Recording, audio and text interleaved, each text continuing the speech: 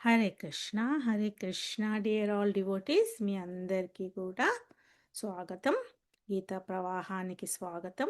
So అందరు చక్కగా జగన్నాథ రథయాత్రలో పాల్గొంటున్నారని అనుకుంటున్నాను.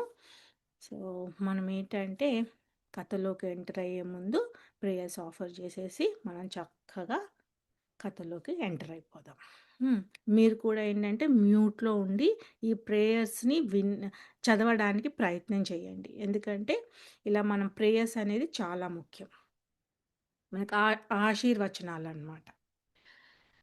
ఓం అజ్ఞానతిమిరాంధస్య జ్ఞానాంజనశలాకయ చక్షురున్మిలితం येन తస్మై శ్రీగురవే నమః.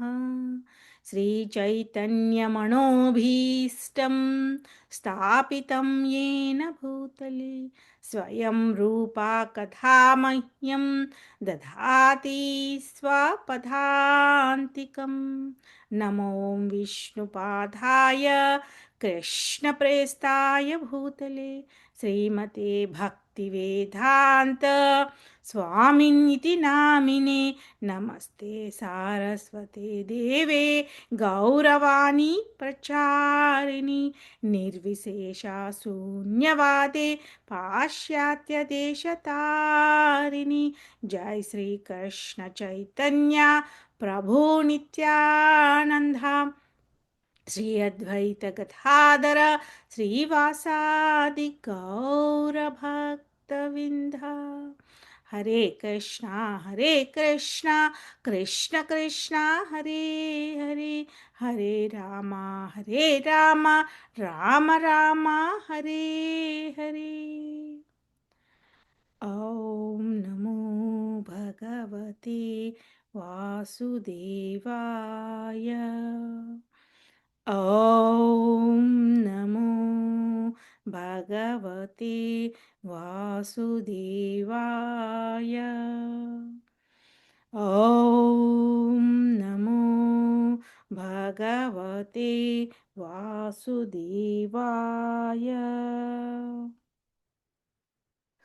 హరే కృష్ణ.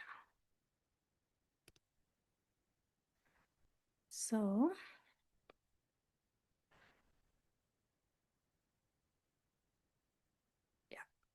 నేను స్క్రీన్ షేర్ చేస్తాను.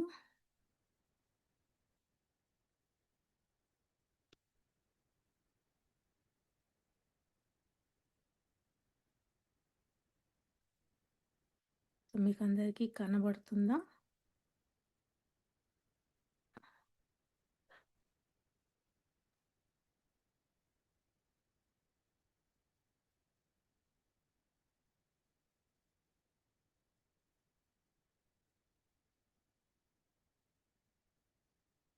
సో గీతా మహాత్యం శ్లోకం చెప్పుకుంటూ మనం ముందుకు సాగుదాం. సో ఇదేంటంటే పద్మపురాణంలో గీత యొక్క మహత్యాన్ని స్వయంగా ఆ పరమశివుడు పార్వతీదేవికి ఉచ్చరించారనమాట. ఏంటి అంటే ఏకం శాస్త్రం దేవకీ పుత్రగీతం ఏకో దేవో దేవకీ పుత్ర ఏవ ఏకో మంత్రాస్ తస్య నామాని యాని కర్మాపయేకం తస్య దేవస్య సేవా. శ్రీల గురుదేవ్ కి జై, శ్రీల ప్రభుపాద్ కి జై. సో మనం ఏంటి అని అంటే ఒక్కసారి చిన్నగా రీక్యాప్ చెప్పుకొని మనము ముందుకెళ్దాం. సో మనం ఏంటంటే ఇప్పటి వరకు భగవద్గీతలో మొదటి చాప్టరు అర్జునుడి యొక్క విషాద యోగం గురించి తెలుసుకున్నాము. సో అర్జుని యొక్క విషాద యోగము ఎలా అంటే ఒక మోహంతో ఏర్పడిందనమాట. సో అతనేంటి అని అంటే మనకి అంటే మనం ఏకం శాస్త్రం దేవకీ పుత్ర గీతం అని తెలుసుకున్నాము. అంటే భగవంతుడు స్వయంగా దేవకీ పుత్రుడైన భగవంతుడే పుత్రుడే మనకు స్వయంగా భగవానుడు. తర్వాత ఆ భగవానుడు నుంచి వచ్చిన గీత అంటే ఈ గీతము మనకి ఒక మాన్యువల్ లాంటిదనమాట. ఒక శాస్త్రము. ఇక్కడ దీన్ని గ్రంథ రూపంలో వచ్చిన పరమ పురుషుడు. హ్మ్. సో, అది మనం తెలుసుకున్నాము. సో, ఇక్కడ అంటే ఫస్ట్ చాప్టర్‌లో అర్జునుడి యొక్క విషాద యోగము ఎలా పోల్చారు అనంటే, మానవుడి యొక్క విషాద యోగము అన్నమాట. అంటే జీవుడి యొక్క విషాదము. ప్రతి ఒక్కటి కూడా ఒక మోహంలో ఉండిపోతాడు. జీవుడు నాది, నేను అనే ఒక అహంలో ఉండిపోతూ ఉంటాడనమాట. సో, ఆ మోహము ఎలా తొలగుతుంది అనేది ఈ భగవద్గీత మనకి చక్కగా ఈ 5 అంశాలతోని వివరిస్తూ ఉంటుంది. సో, ఫస్ట్ చాప్టర్‌లో అర్జునుడికొచ్చిన విషాదము అంటే ఆ మోహము తనకి వచ్చిన ఇల్యూషను ఎలా తొలగింది అనేది మనం తెలుసుకుంటున్నాము కూడా. సో, అంటే ప్రతి జీవికి కూడా ప్రతి ఒక్క పని మనము ఒక కర్మ యాక్షన్ అనేది ఒక పని. సో, ఆ కర్మ చేయడం వల్ల మనకి ప్రతిచర్యలనేది ఉంటాయి. సో, అప్పుడు మనకేమవుతుందంటే, ఆ కర్మ నుంచి మనకు కొన్ని ఫలితాలనేటివి వస్తూ ఉంటాయి. సో, ఆ ఫలితాలు ఎలా ఉంటాయి అంటే, కొన్ని మంచి ఫలితాలుంటాయి, కొన్ని చెడు ఫలితాలుంటాయి. కానీ ఆ 2 కూడా ఆ కర్మకి బద్ధమై ఉంటాయన్నమాట. సో, జీవుడు అందుకని ప్రత్యక్షంగా మనం ఏం తెలుసుకోవాలి అంటే, నేనెవరిని అనే అన్వేషణ జీవుడు స్టార్ట్ చేయాలి. ఆ నేనెవరిని అనే దాంట్లో నేను అంటే ఈ శరీరానికి సంబంధించిన బంధాలతో ఏర్పడిన సంబంధాన్ని నేను అనుకొని జీవిస్తూ ఉంటాడు. సో, అందుకని తనకి ఆ బంధాలనేటివి కూడా ఆ భగవంతుడితో ఏర్పడిన బంధాలు అని తెలుసుకోవాలనమాట. అది తెలుసుకోవడానికి మనకి చాలా టైం పడుతుంది. అందుకని మనము ఈ ఒక్కొక్క అంశాన్ని అసలు జీవుడెవరు? భగవంతుడు ఎవరు? ఆ భగవంతుడికి, జీవుడికి ఉన్న సంబంధం ఏమిటి? ఆ! మనమేంటంటే పార్ట్ అండ్ పార్సెల్ ఆఫ్ భగవాన్ అంటున్నారు. అంటే భగవంతుడిలో ఒక కణికము మనము అంటున్నారు. మరి మనమేంటి ఇంత స్వార్థంగా ఉన్నాము అని ఎప్పుడైనా జీవుడు ఆలోచించాడా? సో, అందుకని ఈ భౌతిక జీవితానికి, ఆధ్యాత్మిక జీవితానికి ఉన్న అన్వేషణనే ఈ ఇదంతా కూడా ఆ జీవుడు ప్రయాణం సాగించే విధానం అన్నమాట. సో, భగవద్గీత మనకి ఏమని నేర్పిస్తుంది అనంటే, ఇక్కడ కూర్చొని దేవుడి ముందు, పటం ముందు కూర్చొని గంట కొట్టమని చెప్పట్లేదు. ఆ గంట ఎందుకు కొడుతున్నాము అని తెలుసుకోవడానికి మనం ఇక్కడ కూర్చున్నామన్నమాట. సో, ఈ సత్సంగ ఏమంటారు అంటే, అందుకని మనం ఆ పరమ పురుషుడి గురించి తీవ్రంగా తెలుసుకున్నాము. అతను ఎక్కడ, ఏ పొజిషన్‌లో ఉన్నాడు, జీవుడి యొక్క పొజిషన్ ఏంటి అని మనం ప్రకృతి యొక్క నేచర్ ద్వారా తెలుసుకున్నాము. ప్రకృతి మనకి ఎన్నో వనరులను ఇస్తుంది. కానీ ఆ వనరులను జీవుడు ఏ విధంగా ఉపయోగించుకుంటున్నాడు? తన స్వార్థానికి ఉపయోగించుకుంటున్నాడా? లేదా ఆ ప్రకృతికి మనము ఏదైనా సహాయపడుతున్నామా? అని మనం తెలుసుకుంటూ ఉండాలి. ఇది కాలక్రమేతి తెలుస్తుంది డియర్ డివోటీస్. అందుకే కాలము చాలా ప్రభావం చూపుతుంది. ఇదే పాఠము మొదటిలో విన్నప్పుడు ఒకలాగుంటుంది. అదే మనము మళ్ళీ మళ్ళీ నెమరు వేసుకుంటూ వింటూ ఉన్నప్పుడు కాలం మనకి ఎంతో ఇప్పుడు ఒక లెర్నెడ్ పర్సన్ అంటారు. అంటే ఒక ఎక్స్‌పీరియన్స్ పర్సను ఒక భాగవత తన ఆల్రెడీ ఎంతో అనుభవముతో తెలుసుకొని మనకి ఈ మార్పుల గురించి, మన జీవితంలో జరిగే మార్పుల గురించి తెలియజేస్తూ ఉంటాడనమాట. సో, అందుకని ఇది ఒక లైఫ్ మాన్యువల్ అని చెప్పారు. తర్వాత మనం కర్మ గురించి తెలుసుకుంటున్నాము. సో, కర్మ మనల్ని ఎలా ప్రభావితం చేస్తుంది? హ్మ్. అది ఎలా నడుచుకుంటే దానిలో ఆ కర్మ బంధంలో నుంచి మనం బయటపడతాము. అసలు ఈ కర్మ ఫలము రాకుండా ఏదైనా ఉందా? ఎందుకంటే ప్రతి యాక్షన్‌కి మనకి ఒక ఈక్వల్ అండ్ అపోజిట్ రియాక్షన్ ఉంటుంది అని మనం ఒక సైంటిఫిక్‌గా గూడా తెలుసుకున్నాము. చాలా మటికేంటంటే మంచి కర్మ చేయడానికే పరుగులు పెడుతూ ఉంటాం మనము. కానీ మన చేతుల్లో ఉండదు డియర్ డివోటీస్. అది మనం తెలుసుకోవాలి. ఎందుకంటే భగవంతుని సృష్టి ఎలాంటిది అంటే అది చాలా అమోఘం. ఆ కర్మ ఆహ్, ఆహ్, అంటే ఆ జీవి ఆత్మతో సంబంధమై ఉంటుంది. సో, ఎప్పటికైతే ఈ ఆత్మ పరమాత్మతో లీనమైపోదో అప్పటి వరకు కూడా మనం చేసే కర్మ అంతా కూడా బంధంతో ఏర్పడుతుందనమాట. సో, అందుకని మనమేంటంటే ఆత్మ పరమాత్మల గురించి మనం నేర్చుకున్నాం. ఎలా అంటే ఈ స్థూల శరీరము, ఈ మాంసపు ముద్ద ఎలా అంటే పంచభూతాలతో ఏర్పడిన ఈ శరీరం అనేది శిథిలమవుతుంది. సో, శిథిలమైనా కానీ ఆ కోరికలనేది ఉన్నప్పుడు అంటే మనసు, బుద్ధి, అహంకారంలో ఏదైనా ఒక్క చిన్న కోరిక ఉన్నా కానీ ఈ శరీరము అంటే ఆ ఆత్మ మళ్ళీ శరీరాన్ని వెతుకుతూ ఉంటుంది. ఇది నిజం.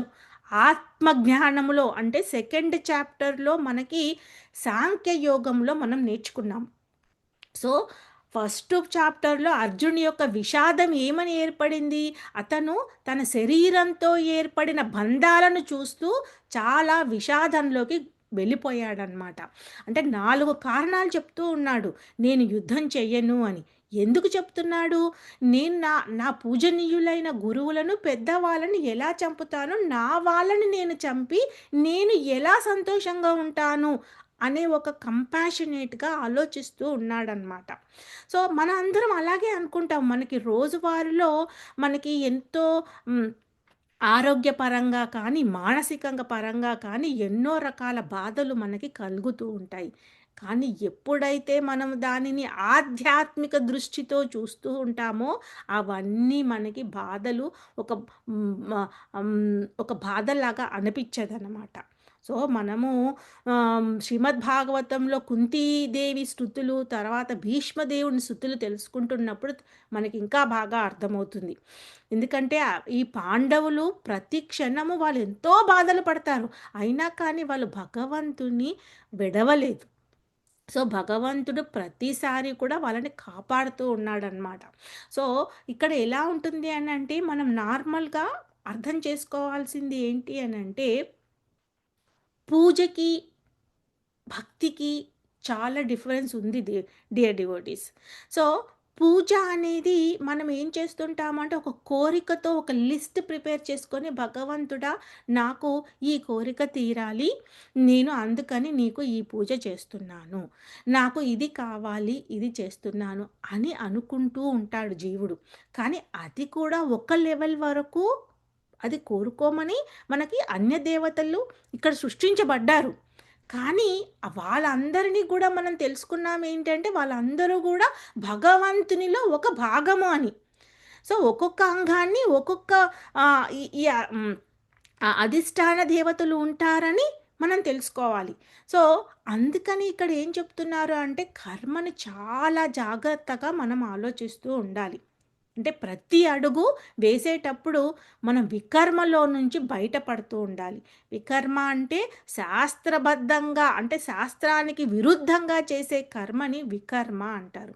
సో, శాస్త్రాలు ఇక్కడ గ్రంథ రూపంలో ఉన్న పరమ పురుషుడు భగవంతుడు స్వయంగా భగవానుడు చెప్తున్నాడు. ఏమని చెప్తున్నాడంటే ఇక్కడ కర్మ అంటే ఒకేసారి మనము ఇప్పుడు పుట్టిన పిల్లవాడు పరిగెత్తి నువ్వు ఏదో చాంపియన్ అయిపో అని మనం చెప్పలేము. సో, అందుకని నువ్వు కర్మని చెయ్యి. ఆ కర్మని నువ్వు చేసే ప్రతి పని కూడా నాకు అర్పించు అని చెప్తున్నాడు.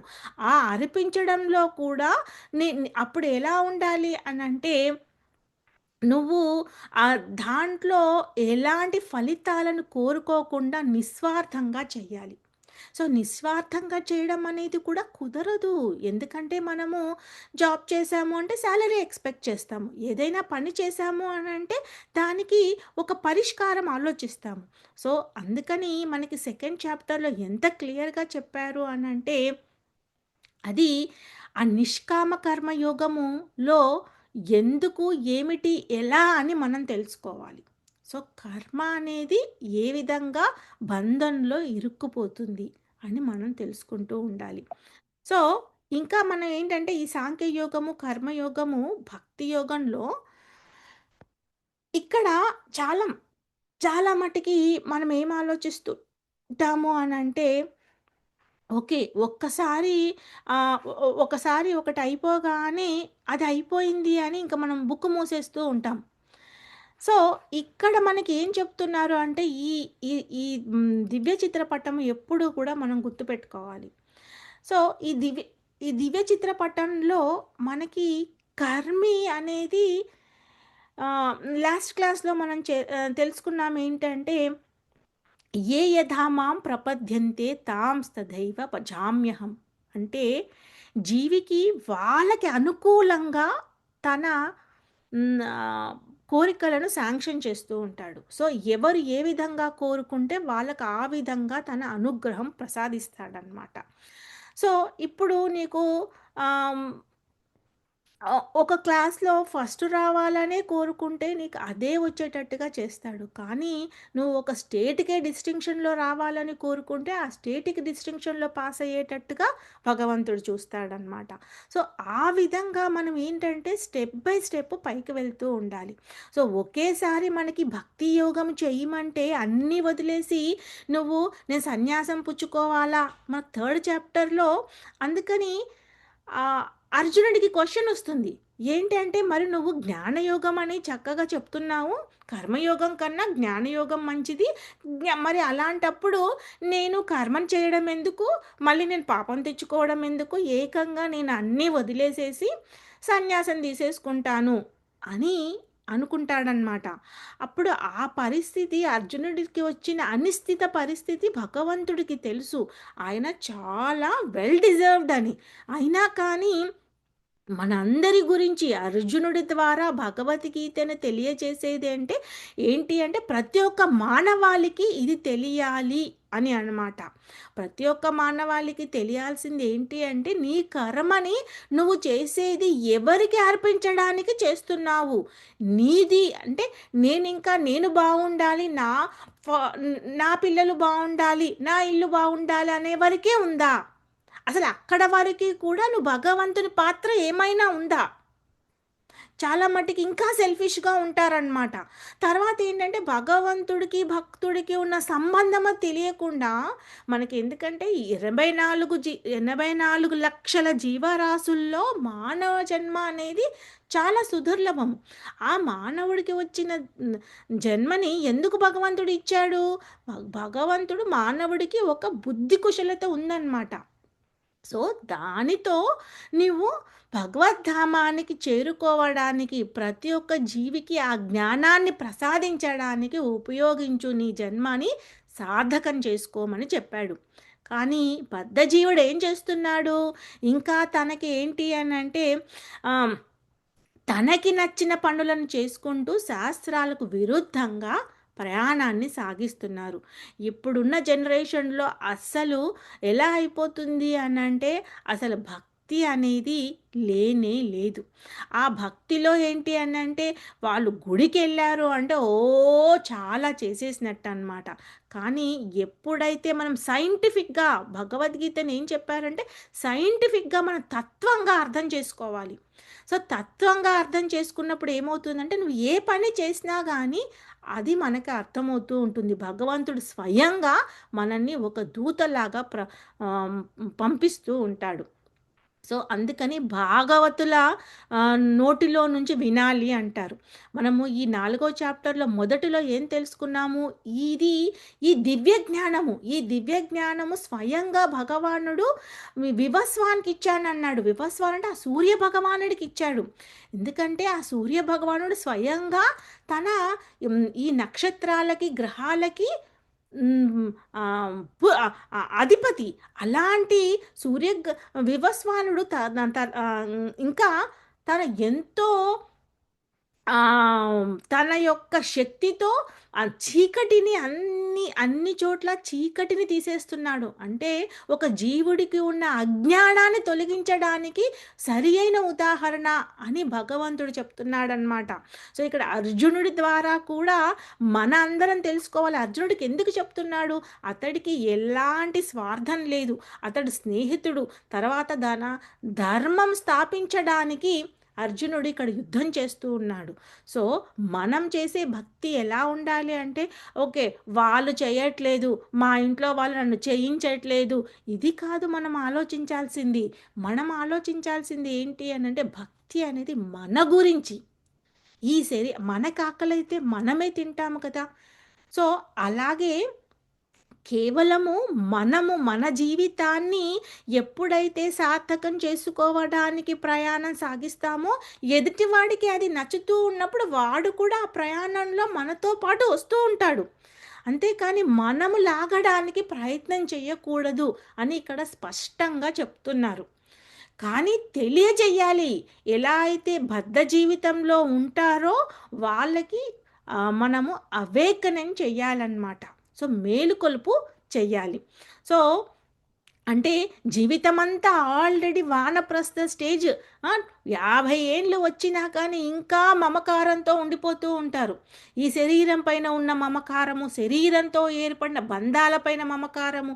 కానీ ఆ బంధాలని, ఆ అటాచ్‌మెంట్‌ని భగవంతుడికి అటాచ్ చేసుకోమని చెప్తున్నారిక్కడ. ఆ భగవంతుని భక్తులకు అటాచ్ చేసుకోమని చెప్తున్నారు. ఎందుకంటే మనకి ఈ బంధము అనేది ఉండిపోతూ ఉంటుంది. కానీ ఆ బంధాన్ని మనం మరలించాలి. ఎవరికి మరలించాలి? స్వయంగా ఆ భగవానుడికి మరలించాలన్నమాట. అదే మనము జ్ఞానం ఇక్కడ చెప్పారు. అందుకని తనకి ఈ సెకండ్ సెక్షన్‌లో ఏం నేర్చుకున్నాము అంటే, తన యొక్క దైవిక స్వభావం ప్రతి ఒక్క అణువులో భగవంతుడున్నాడు. మనం ఎంత చక్కగా అంటే, తన తన యొక్క బ్రహ్మాండము, ఒక్కొక్క బ్రహ్మాండంలో తన ఏ విధంగా ఆవిర్భవించాడని, ఆ బ్రహ్మాండాన్ని ఏ విధంగా 14 లా ఆహ్, లాగా విభజించబడ్డాయని, ఆ తర్వాత మనకి అతనికి అంటే భగవంతుడికి స్వయంగా ఒక కనెక్షన్ ఉందని అదన్నీ ఎలా తెలుసుకుంటాము? ఎప్పుడైతే శాస్త్రాలని మనం చదువుతామో. అందుకని శ్రద్ధతో మనం వినడం స్టార్ట్ చేయాలి. అన్నీ చదవలేము. కాబట్టి శ్రవణం అనేది చాలా ఇంపార్టెంటు. గంట మనము 60 నిమిషాల పాటు విన్న దాంట్లో ఒక్క 10 నిమిషాలు, ఒక 5 నిమిషాలైనా గానీ మన చెవిలోకి వెళ్తాయి. సో, అందుకని కృష్ణావతారం యొక్క దైవిక స్వభావం వింటే మన జన్మ సార్థకమవుతుందనమాట. అది మనం నేర్చుకుంటున్నాము. తర్వాత అతని యొక్క ప్రతి ఒక్క జీవుడి పట్ల ఎలా వ్యవహరిస్తాడు అంటే, ప్రతి ఒక్క జీవుడు ఇప్పుడు మంచి వాళ్ళకే అన్నీ చేస్తాడని కాదు. అందుకని ఏంటంటే తన యొక్క ఈ అవతారాల గురించి మనం తెలుసుకుంటూ అంటే సత్యము నేనే, అసత్యాన్ని నేనే అని నిరూపిస్తున్నాడు. ప్రతి యుగంలో ఉన్నది ప్రతి ఒక్కరిని కూడా నేను రక్షించడానికి, శిక్షించడానికి నేను అవతరిస్తూ ఉంటానని చెప్తూ ఉన్నాడు. సో, అందుకని ఇక్కడేంటంటే మంచి ఉంటేనే వెళ్తాము, మంచి చెప్తేనే వెళ్తాము, బుజ్జగిస్తేనే మనం వింటాము అని అనుకోవడం కాదు. మనకేంటంటే సత్యం ఎప్పుడూ కూడా చాలా కఠినంగా ఉంటుంది డియర్ డివోటీస్. సో, ఆ సత్యాన్ని మనం గ్రహించగలగాలి. ఇక్కడ సత్యం ఏమిటి అంటే, భగవంతుడు స్వయంగా చెప్తున్నాడు, మీరందరూ కూడా నన్ను చేరుకోవడానికి ప్రయత్నం చేయండి. ఆ ప్రయత్నంలో ఎన్నో మార్గాలున్నాయి. మీరు ఏ మార్గాన్ని ఎంచుకున్నా కానీ, ఆ మార్గంలో మీరు మీకు మీకు ఎంతవరకు వీలవుతుందో అంతవరకు మీరు ప్రయత్నం చేయండి. అందుకని కర్మ మిశ్ర భక్తి, జ్ఞాన మిశ్ర భక్తి, కేవల భక్తి ఇలా అని ఎన్నో మార్గాలు ఉన్నాయన్నమాట. ధ్యాన యోగం. సో, నువ్వు అన్నీ ఏమీ చేయలేవా? ఉత్త కర్మే చేస్తావా? అంటే దేవుడి గురించి ఒక సేవ చేసుకుంటూ దేవుడికి ఇది చేస్తావా? అదే చేస్తూ కూడా నువ్వు భగవద్ధామానికి వెళ్ళొచ్చు. కానీ ఇప్పుడున్న దాంట్లో కలియుగంలో మన ఆచార్యులు ఏం చెప్తున్నారు అనంటే, మనకు చాలా డిస్ట్రాక్షన్స్ ఉంటాయన్నమాట. సో, అందుకని ఆ డిస్ట్రాక్షన్స్ అన్నీ కూడా మన ఇంద్రియాల పైన పడి ఉంటాయి. సో, ఆ ఇంద్రియాల నుంచి మనం బయటపడాలి అనంటే ఎవరైతే ఇంద్రియ నిగ్రహముతో ఆహ్, ఆస్వాదన చేస్తున్నారో వాళ్ళని మనము అనుచరణ చెయ్యాలన్నమాట. అందుకని ఇది బ్రహ్మమధ్వ గౌడీయ సంప్రదాయంలో వచ్చిన జ్ఞానము ఎలా అంటే విచ్ఛిన్నం కాకుండా ప్రసాదించబడుతుంది. సో, ఆ జ్ఞానాన్ని మనం యాజ్ ఇట్ ఈస్‌గా తెలుసుకోవాలి. సో, ఇక్కడ మన సెకండ్ చాప్టర్ ఎప్పుడైతే అర్జునుడికి వచ్చిన మోహము, సెకండ్ చాప్టర్‌లో భగవంతుణ్ణి ఆశ్రయం తీసుకోవడం వల్ల కొద్ది కొద్దిగా తనకి ఆ మోహం అనేది తొలుగుతూ ఉంది. సో, ఇక్కడ జ్ఞానము మనకి దివ్య జ్ఞానంలో ఏం చెప్తున్నారు అనంటే, అసలు జ్ఞానం ఏంటో నువ్వు తెలుసుకో. ఆత్మజ్ఞానము ఫస్ట్ లెసన్. మనము శరీరం కాదు ఆత్మ అని గ్రహించాలి. గ్రహించడము గ్రహించడంతో పాటు దాన్ని అలవర్చుకోవాలి. గ్రహించేసాంలే అని అనుకోవడం కాదు. మన శరీరంలో మన బంధాలకి భగవంతుడితో ఉన్న బంధాలకి అటాచ్ అవ్వాలి. శరీరంతో ఏర్పడిన బంధాలతో డిటాచ్ అవ్వాలి. ఎప్పుడైతే వైరాగ్యము జరగదో జ్ఞానం అనేది మనకి మెదడులో కూర్చోవదు. భక్తికి జ్ఞాన వైరాగ్యము అనేది 2 ఇద్దరు బిడ్డలలాగా మనకి చెప్తూ ఉంటారనమాట. జ్ఞానము మనకి కలగాలి అంటే వైరాగ్యం జరగాలి. సో, అందుకని ఈరోజు మనం తెలుసుకుంటాం ఏంటి అంటే ఆ తపస్సుల రూపంలో మనం చెయ్యాలి అన్నమాట. సో, అది ఏంటి అంటే ఓకే. ఒక్క నిమిషం మనం అక్కడికి వెళ్దాం. యాహ్! హ్మ్. చాలా ఉన్నాయి ఈ చాప్టర్‌లో. ఓకే. సో,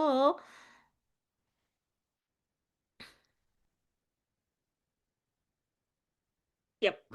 ఇక్కడనమాట. సో, మనకేంటి అంటే జ్ఞాన వేదికపై కర్మను అర్థం చేసుకోవడము. సో, ఈ జ్ఞానం అనే ఒక వేదిక పైన మన కర్మని బాగా అర్థం చేసుకోవాలి. ఆ కర్మ గురించి ఈ 3 కర్మ, అకర్మ, వికర్మ గురించి మనకు క్లియర్‌గా అర్థం అవ్వాలనమాట. అప్పుడే మనం చేసే పని పైన ఓకే. మనము ఇది ఎందుకు చేస్తున్నాము అనే క్వెషన్ ఒస్తుంది. ఫస్ట్ ఆఫ్ ఆల్ మనం ఏంటంటే కర్మ చెయ్యక అంటే అకర్మ, కర్మ పూర్తిగా చెయ్యకపోయినా కానీ వికర్మ చేయకుండా ఉండడానికి మనం ప్రయత్నం చేయాలి. అది ఫస్ట్ స్టెప్. అసలు వికర్మ అంటే ఏంటి? శాస్త్రానికి బద్ధంగా మనం వ్యవహరించడం అన్నమాట. సో, దానికేంటి అంటే చాలామంది ఇప్పుడేంటంటే ఆహ్, భగవంతుడికి ప్రసాద నైవేద్యం చేయకుండా వాళ్ళే తీసేసుకుంటూ ఉంటారు. సో, దానివల్ల ఏమవుతుంది అనంటే కర్మలో మన కర్మ బంధనం అనేది ఏర్పడుతూ ఉంటుంది. అందుకని ప్రసాదం ద్వారా ఆ వికర్మలో నుంచి బయటపడతాము మనము. అలాగే భగవంతుని నామాన్ని ఉచ్చరించడం వల్ల మన దేహానికి పరమాత్మ అంటే ఈ భౌతిక దేహానికి, ఆధ్యాత్మిక దేహానికి ప్రయాణము సాగించడానికి మనకి సాధన ఏర్పడుతుందనమాట. లేదు అంటే మన శరీరము ఎప్పుడూ కూడా ఈ మనలో ఉన్న శత్రువులతో మన శరీరం నడిపిస్తూ ఉంటుంది ఈ మైండ్.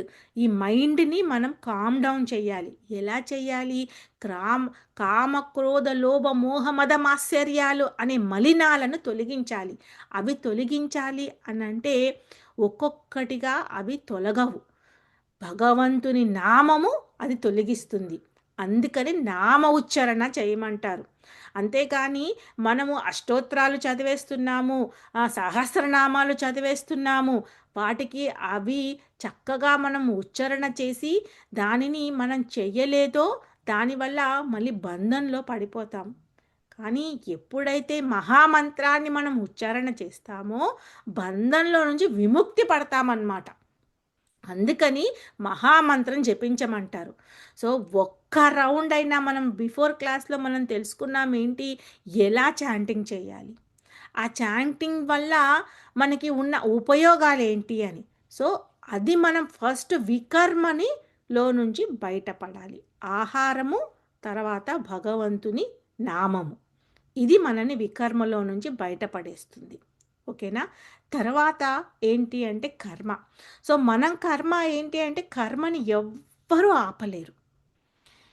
మనం చేసే ప్రతి పనిలో కూడా ప్రతి పని అనేది మనకు తెలియకుండానే కొన్ని జరుగుతాయి. మనం ఎన్నో ప్లాన్‌లేస్తాము. ఇలా చేయాలి, అలా చేయాలి. సో, పాస్ట్ మన చేతుల్లో లేదు. ఫ్యూచరు మన చేతుల్లో ఉండదు. ప్రెజెంట్ ఒక్కటే మన చేతుల్లో ఉంది. దానిని ఈ జీవితాన్ని జీవించాలి అంటే ప్రతి క్షణం కూడా ఆ భగవంతుని సేవలో ఉండడమే మనం కర్మ చేయడం అన్నమాట. మనం ఏది చేస్తున్నామో అది భగవంతునికి అర్పించడమే మన కర్మయోగంలో ఉండడం. సో, మనము అది మనకి అందుకని ఏంటంటే, అది ఎలా చెయ్యాలి అనే క్వెషన్‌లో మనకి అర్జునుడికి వచ్చిన క్వెషన్ అనమాట. సో, ఇప్పుడు మనము ఇంట్లో చాలా పనులు చేస్తూ ఉంటాము. సో, అది కూడా యజ్ఞచక్రంలో ప్రతీది కూడా భగవంతుడికి అర్పించడం వల్ల ఏమవుతుందంటే, మనము ఒక త్యాగం చేస్తూ ఉంటామనమాట. సో, దానికి కూడా చక్కగా మనకి చాలా ఆచార్యులు ఒక పట్టిక రూపంలో ఇచ్చారు. దాన్ని మనం తెలుసుకుందాం. ఆహ్, యాహ్! సో, ఇది ఈ వికర్మ గురించి మనం తెలుసుకున్నాము. సో, కర్మ ఇది. కర్మ ఎలా అంటే ఫలాపేక్షతో కర్మ అంటే కర్మ ఫలాపేక్షతో చేస్తాడు. నాకిది రావాలి అని చెయ్యడం అనమాట. అయినా పర్వాలేదు. అట్‌లీస్ట్ ఏంటంటే వికర్మ చెయ్యకుండా మరీ ఉండట్లేదు అని. సో, సకామంగా వెళ్తున్నాడు. అది కూడా ఒకటి మంచిదే. మన అందరం సకామ భక్తులమే. ఆహ్, ఆహ్, ఆ స్టేజ్‌కి రావడానికి కూడా ఎంతో శ్రమ చేస్తే కానీ జీవుడు అక్కడికి రాలేడు. కానీ అక్కడే ఉండకుండా ఇంకా మనకి అదనపు స్టెప్స్ ఉన్నాయని చెప్తున్నాడు. సో, ఆ సకామ ఈ కర్మలో నుంచి ఇప్పుడు మనమేంటంటే దేవతలకి అర్పిస్తూ ఉంటారు. సో, ఆ దేవతలు కూడా ఆ అవిస్సులు అనేది మళ్ళీ భగవంతుడికే చేరుస్తారు అనే విషయము తెలుసుకోవడము చాలా ముఖ్యమనమాట. అందుకని మనం అకర్మతో భక్తి చెయ్యాలి. సో, మన ఇంద్రియ తృప్తి కాకుండా ఇక్కడ ఇంద్రియ తృప్తిపై కాంక్ష లేకపోవడమే భగవంతునికి కర్మ చేయడం అన్నమాట. మనకి నచ్చింది వండుకుంటున్నాము, తింటున్నాము అని కాకుండా, భగవంతుని గురించి వండుతున్నాము, భగవంతుడికి నైవేద్యం పెడుతున్నాము అనే ఆలోచనతో మనం కర్మ చేయడం అన్నమాట. సో, చాలా మటికేంటంటే ఆహ్, ఒక మెటీరియల్ ఎంజాయ్‌మెంట్‌కి ఎంతో గ్యాదరింగ్స్ చేస్తూ ఉంటారు. అక్కడెళ్తారు, ఇక్కడెళ్తారు, ఏంటేంటో చూస్తూ ఉంటారు. కానీ ఆ సృష్టి అంతా గూడా భగవంతుని దగ్గర నుంచి జరిగింది అని తెలుసుకోలేకపోతాడనమాట జీవుడు. అందుకని ఆ దివ్యానందం అంతా ఎక్కడుంది? భగవంతుని యొక్క లీలలు తెలుసుకోవడంలో ఉంటుంది అని చెప్తున్నాడు. మన ఆ లీలలని ఒకటి ఒకటి ఇప్పుడు బృందావనంలో స్వయంగా మనకి మన జన్మభూమి ఆహ్, భ భారతదేశానికి ఎందుకంత ప్రాముఖ్యత ఉంది అనంటే అక్కడ స్వయంగా శ్రీకృష్ణుడు తన లీలలను ప్రదర్శించాడు.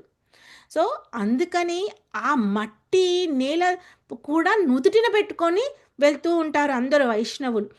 ఎందుకంటే అక్కడ స్వయంగా భగవంతుడు హ్మ్, తన ఆహ్, ఎన్ ఎంతో కూడా అంటే ఎన్నో జీవరాశులను అక్కడ తన శిక్షిస్తూ, రక్షిస్తూ వచ్చాడనమాట. సో, ఇంకా ఏం చెప్తున్నారు అనంటే ఆహ్, యాహ్! మనం మెయిన్ పట్టికలోకి వెళ్దాము. సో, అది చాలా ముఖ్యం మనకి. యాహ్! ఇది. ఈ పట్టిక చాలా ఇంపార్టెంట్. ఒక్క నిమిషం ఎక్కడికెళ్ళింది? సో, త్యాగము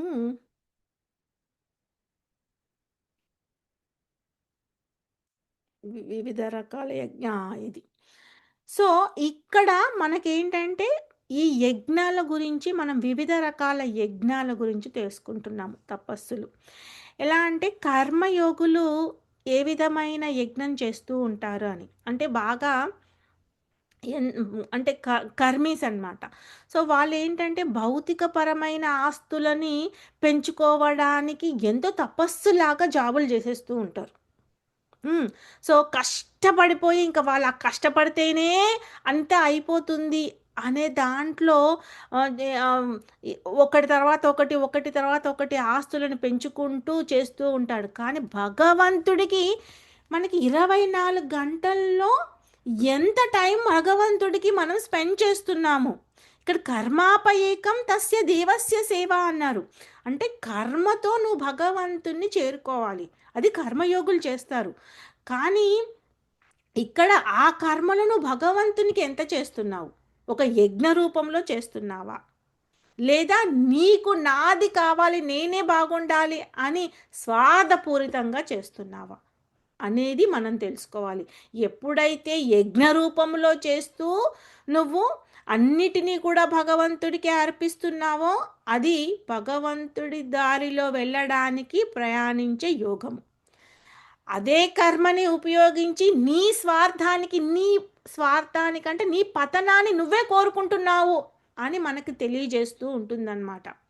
భగవతారాధన ఎలా ఉండాలి అంటే ఆ భగవంతుని ఆరాధన అంటే దేవతారాధన మళ్ళీ భగవంతుని ఆరాధనకు తీసుకువెళ్ళాలి. అంతేకాని భగవత్ ఆరాధన నాకు బాగుంది, ఇక్కడే కంఫర్ట్‌గా ఉంది అని అనుకుంటే మళ్ళీ మనము ఈ జన్మ మృత్యు జరా వ్యాధిలో పడిపోయి ఈ బాధలలో పడిపోతూ ఉంటామన్నమాట. అందుకని సా సాంఖ్యయోగంలోనే మనకు సెకండ్ చాప్టర్‌లో చెప్పిందేంటి అంటే వ్యవసాయాత్మిక బుద్ధి అన్నారు. అంటే మనం ఎలా ఉండాలి అంటే కలుపు మొక్కలని ఎప్పటికప్పుడు ఏరి పారేస్తూ ఉండాలి. మన జీవితం అనేది ఒక వ్యవసాయం. ఆ వ్యవసాయం ఎలాంటిది అంటే మన ల్యాండ్‌లో వీడొస్తే పీకేయడం కాదు. మన జీవితంలో ప్రతి క్షణంలో మనకి భగవంతునికి అడ్డంగా వచ్చిన ప్రతి ఒక్కటి కూడా కలుపు మొక్కే అని గ్రహించగలగాలి. ఇంకా మన జీవితంలో సగం జీవితం అయిపోయింది డియర్ డివోటీస్. సగం జీవితం అయిపోయిన తర్వాత కూడా ఇంకా సగంలో ఇప్పుడు కలియుగంలో 70 ఏండ్లు బతికాడు అంటే చాలా బతికేసినట్టు. ఇప్పుడు కూడా మనం భగవంతుని తెలుసుకోలేకపోతే ఇంకా మనకి ఈ జీవితం యొక్క సార్థకత జరగడానికి చాలా జన్మలు ఎత్తాల్సి వస్తుంది. అందుకని ప్రభుపాదులు మన ఆచార్యులు అందరూ చెప్పింది ఏంటంటే ఈ జన్మలోనే నువ్వు భగవంతుని చేరుకోవడానికి నీ బ్యాంక్ బ్యాలెన్స్ స్టార్ట్ చేయి. నీకు రిటైర్మెంట్ బెనిఫిట్స్ ఉన్నాయా, ఆస్తులు పెంచుకుంటున్నానా, నా తర్వాత నా పిల్లలు అనుభవిస్తారా, అవన్నీ మనం ఇప్పుడు పట్టించుకోవాల్సిన అవసరం లేదు. భగవంతుడే చూసుకుంటాడు. వాళ్ళ ఎడ్యుకేషన్ కానీ, వాళ్ళ బాగోగులు కానీ, మన ప్రతి ఒక్క జీవి కూడా భగవంతుని బిడ్డలు. ఆ భగవంతుని బిడ్డల రూపంలోనే మనం స్వీకరించాలి. భగవంతునిలాగా అంటే భగవంతునికి అనుచరులలాగా మనం సేవ చేసుకోవాలి. అందుకని దాసానుదాసులము అని చెప్తాం. సో, ప్రతి ఒక్కరికి కూడా మనం ఆ విధంగా సేవ చేసుకోవడం వల్ల ఏమవుతుంది అంటే, భగవంతుడు మనకి ఆ దారిని చూపిస్తూ ఉంటాడనమాట. సో, కర్మయోగులు చేసే యజ్ఞము ఇలా ఉంటుంది. జ్ఞానయోగులు వాళ్ళ చేసే యజ్ఞం ఏంటి? అంటే యజ్ఞము అంటే త్యాగము. మనం త్యాగం చెయ్యాలి. త్యాగం చేస్తేనే మనకి ఆ ఫలితం అనేది ఉంటుంది. సో, ఇక్కడ తాత్విక విశ్లేషణ అంటే తత్వశాస్త్రాలు అవపోషణ పట్టేసుకొని వాళ్ళు చాలా ఎంతో జ్ఞానాన్ని సముపార్జిస్తారు. దానికి ఎలాంటిది అంటే, అంటే బ్రహ్మజ్యోతి ఆరాధన చేస్తూ అంటే ఆ ఆరాధనని ఎన్నో కఠిన నియమాలు పాటిస్తూ వాళ్ళు చేస్తూ ఉంటారనమాట. దానికి వాళ్ళకి వచ్చే ఫలితం ఏమని చెప్తున్నారు? బ్రహ్మములో కలవడం. హ్మ్. అయితే కానీ దీంట్లో కూడా ప్రతిదానికి మనము ఇక్కడ ఏం చూస్తున్నాము అంటే ఒకటి భక్తిలో ప్రయాణించడానికి మార్గం ఏంటి? భక్తిలో నుంచి బయటకెళ్తే పతనమయ్యే మార్గం ఏం చూపిస్తుంది? సో, కర్మయోగులు భౌతికపరమైన ఆస్తుల గురించి ఆలోచిస్తే అది ఎప్పటికో అప్పటికి ఆ భౌతికమైన ఆస్తులు కరిగిపోతాయి. కానీ అదే కర్మయోగంతోని భగవంతుని చేరుకోవడానికి ప్రయత్నిస్తే నీకు అది ఒక సాధనమవుతుంది. జ్ఞానయోగంతో మనకు ఏర్పడిన జ్ఞానాన్ని మిగతా వాళ్ళకి ఆ అజ్ఞానాన్ని తొలగించడానికి ఉపయోగించాలి. కానీ ఇంకా నేను చేసుకొని ఏదో సిద్ధులు సాధించేసి నేను హ్మ్, ఎ ఏదో సాధించాలి అని అనుకోని హ్మ్, బ్రహ్మంలో కలిసిపోవాలి అని చాలామంది చేస్తూ ఉంటారు. కానీ అది కలియుగంలో జరగదు. అది ఇంపాసిబుల్ అన్నమాట. అందుకని మనకిక్కడ హ్మ్, భక్తి యోగము చేయమని చెప్తున్నారు. తర్వాత ఇంకొకటి యజ్ఞం గురించి ఏం చెప్పారు? బ్రహ్మచారులు. సో, బ్రహ్మచారులు చేసే యజ్ఞం ఎలా ఉండాలి అని అంటే వాళ్ళు ఇంద్రియాలని త్యాగం చేయాలి. సో, అప్పుడే బ్రహ్మచార్యం అన్నట్టు. అంతేగాని వేషధారణ మాత్రం బ్రహ్మచారిలాగా వేసుకొని ఇంద్రియ తృప్తి గురించి మనం ఇండియాలో అయితే బొచ్చెడు వింటూ ఉంటాం. హ్మ్. అయితే ఎలా అనంటే వేషధారణ మనము చూసాము. మిథ్యాచారిలాగా ఉంటూ ఉంటారనమాట. సో, ఒక చేతిలో పొగ పీలుస్తూ ఉంటారు. ఇంకొక చేతిలో ఇంకోటి చేస్తూ ఉంటారు. మళ్ళీ కానీ ఎన్నో చెప్తూ ఉంటారనమాట. సో, ఇక్కడ మనకి చెప్పేదేంటి అనంటే బ్రహ్మచార్యం అనేది చాలా కఠినమైనది. ఆ కఠినమైనది త్యాగము మనం సౌభారిముని గురించి విన్నాము. అతను ఈ భూమిపైన ఉన్న అన్ని జీవరాశులతోని కూడా నాకు డిస్ట్రాక్షన్ ఏర్పడుతుంది అని నీటి లోపల వెళ్ళిపోయి తను తపస్సు చేస్తాడు. అయినా కానీ తన ఇంద్రియాలు చెలించిపోతాయి. ఎప్పుడైతే తన ఒక మత్స్యాన్ని చూస్తాడో. సో, ఆ విధంగా మనకేంటంటే బ్రహ్మచారులు ఎంత కఠినంగా యజ్ఞం చేయాలి అంటే ఇంద్రియ నిగ్రహణ అనేది జరగాలి. అంటే మానసికంగా వాళ్ళు ఆ నియంత్రణ జరగాలి. మనము సిక్స్త్ చాప్టర్‌లో ఇంకా ముందు ముందు వెళ్తూ ఉన్నప్పుడు యాక్చువల్‌గా సెకండ్ చాప్టర్‌లో మనకు ఆల్రెడీ జస్ట్ ఇచ్చాడు భగవంతుడు. సో, ఏంటి అంటే ఇంద్రియాలని మనము అదుపు చేయడం ఇంపాసిబుల్. అందుకని ఆ ఇంద్రియాలని మనము మలుపు తిప్పుతాము. ఎంగేజ్ చేస్తామనమాట. భగవంతుని సేవలో ఎంగేజ్ చేసి అందుకని మనము ఇప్పుడు ఈ ఇస్కాన్‌లో చాలామంది బ్రహ్మచారులు మనకు కనబడుతూ ఉంటారు. ఎందుకంటే ఈజీగా వాళ్ళు ఆ ఇంద్రియాలని ఎంగేజ్ చేస్తారనమాట. నియంత్రణ జరుగుతుంది. సో, దానికి చక్కని ఉదాహరణము మనకి అది ఒక తాంబేలు. సో, తర్వాతేంటంటే గృహస్థులు చేసే యజ్ఞం ఏమని చెప్తున్నారు ఇక్కడ? గృహస్థులు అంటే అది చాలా ఎంతో పవిత్రమైన ఘట్టం. అందులో గృహస్థుడు తన ఈ విద్యుక్త ధర్మము తనకి ఏదైతే ఏర్పడిందో, భగవంతుని ద్వారా ఏర్పడిన బంధాలు చక్కగా మనం నిర్వర్తిస్తూ, మన రెస్పాన్సిబిలిటీ ఏదుందో అది చేస్తూ నిత్య ధర్మాన్ని మరిచిపోకూడదు. సో, ఇక్కడ విద్యుక్త ధర్మంలోనే ఉండిపోకూడదు. నిత్య ధర్మంలోనే చేస్తూ దీనిని నెగ్లెక్ట్ చేయకూడదు. రెండిటికి బంధాలు ఉన్నాయి అని తెలుసుకుంటూ ఎప్పుడైతే నిత్య ధర్మాన్ని మనం ఎక్కువ చేస్తూ ఉంటామో విద్యుక్త ధర్మం అనేది సాఫీగా సాగిపోతూ ఉంటుందని గృహస్థ ధర్మంలో మనకి చెప్తారనమాట. అందుకని వర్ణాశ్రమ ధర్మాలను మనం పాటిస్తూ గృహస్థుడు చేస్తూ ఉండాలి. అంతేగాని గృహమేదిలాగా ఎంతసేపు కూడా తిన్నామా, పడుకున్నామా, తెల్లారిందా ఇని చేసుకుంటూ అని భౌతికంగా అంటే లౌకిక విషయాలపైన శ్రద్ధ చూపించుకుంటూ జీవితాన్ని వ్యర్థము చేసే వాళ్ళని గృహమేధులు అంటారు. సో, వాళ్ళకు దూరంగా ఉండాలి గృహస్థుడు. సో, అందుకని గృహస్థ జీవితము అందరూ అనుకుంటారు హౌస్ హోల్డ్ లైఫ్ జీవిస్తున్నాము అనుకుంటారు. హౌస్ హోల్డ్ లైఫ్ అంటే భగవంతుడికి ఎంత సేవ చేస్తున్నాము అనే విషయం అన్నమాట ఇక్కడ. ఆ విషయాన్ని ఎంత గమనిస్తున్నాడు? అది మనం తెలుసుకోవాలి. అది త్యాగం. సో, మన ఇంద్రియ తృప్తి అందుకని ఏంటి అంటే ఇంద్రియ తృప్తి అనేది ఒక సిన్‌ఫుల్ యాక్షన్. ఒక పాపం. మన ఇంద్రియాలని భగవంతుడికి అర్పించడమే యజ్ఞము చేసినట్టు అక్కడ. సో, ఉత్తమమైన అతీంద్రియ జీవితం గురించి ఆ గృహస్థుడు ప్రయత్నిస్తూ ఉంటాడు. గుహమేధిలాగా కాకుండా. ఓకే. సో, తర్వాత ఇంకో యజ్ఞము ఏంటి అంటే పతాంజలి యోగాలు. సో, పతాంజలి యోగ సూత్రాలు ఓహో! ఈ మధ్య అయితే యోగా గురించి మనం చాలా వినేస్తున్నాము. ఆ కుంభక, రేచక తర్వాత ఇంకా చాలా ఉంటాయి.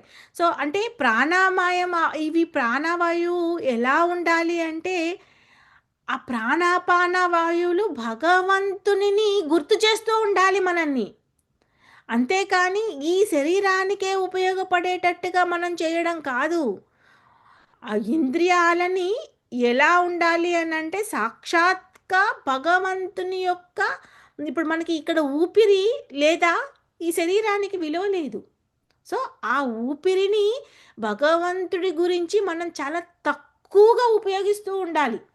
సో, ధ్రువ మహారాజు అంట తన ఎప్పుడైతే అడవికి ఎళ్ళి తన యజ్ఞం చేస్తూ ఉంటాడో, వారానికి ఒక్కసారి ఊపిరి పీలుస్తాడంట.